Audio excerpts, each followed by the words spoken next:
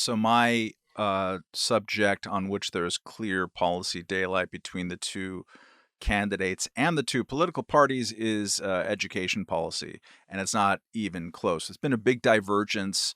This was kind of presaged by the divergence on immigration policies because both parties were similar on them if you look over time, and then they kind of diverged around 2012 or 13 in a pretty significant way. Something similar happened with education policies where Democrats went from, Barack Obama appointing a pro-education reformer guy like Arnie Duncan, and we're going to do race to the top, and we're going to reward people for doing, interesting kind of voucher experiments. All that is done in the Democratic Party, and what you have left now is Donald Trump says, and I think he means it more than previous Republicans do, although I'm not sure there's a plan for it yet, that he wants to abolish the Department of Education. Meanwhile, Kamala Harris literally appointed Tim Walz as the vice president over a much more electorally palatable, probably Josh Shapiro in Pennsylvania, in large part, I think, because the teachers' unions, which have an incredible amount of power over the Democratic Party, that's what they cared about most of all. She has said very little per previous discussion about education. It's almost funny to read the education reporters from the Washington Post or Education Week try to even figure out where she's been. But broadly speaking, she criticizes Project 2025 for abolishing the Department of Education, but she wants to make higher education free for everybody who comes from families who make less than $125,000 a year. She wants to make community colleges free. She wants to do more student loan debt relief. Trump doesn't want any of that, really. The only thing he would actually, I found a tax that Trump has proposed.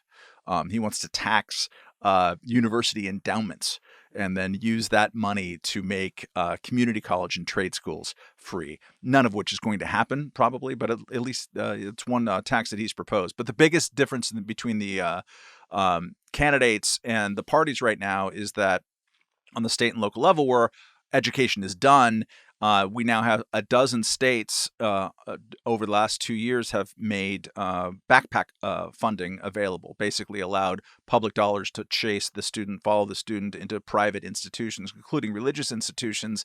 That is a absolute revolution in the way that we do education in this country. We might have already passed the peak raw number of students in the publicly managed K through 12 system, which is insane, but it's also, I think, true. Most of projections going forward look at that.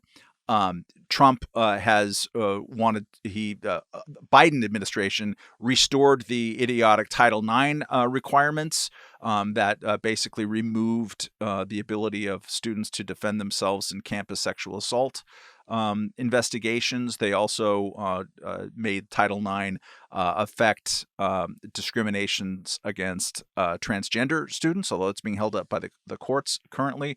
Trump would revert that back to where he had it under his administration. In general, the only area in which, from my point of view, as someone who's critical of the way government and education overlap, the only area in which I have much of a problem with where Trump is coming from is that he also wants to get rid of woke in DEI and things like that, diversity, equity, inclusion in schools, and he wants to do that by appointing some kind of federal body to investigate and then punish schools for having too much of that in their curricula, which I think is a recipe for bad things to happen. But generally speaking, very, very, very different policies of the candidates and the parties in a direction where, in my mind at least, it makes Trump look better. I don't know if you guys have thoughts about that issue. That was a clip from the most recent Reason Roundtable podcast. To watch the full episode, click here. And to watch another clip, you can click over here. And remember to get the Reason Roundtable, subscribe to it wherever you get podcasts. Do it today. You'll be glad you did.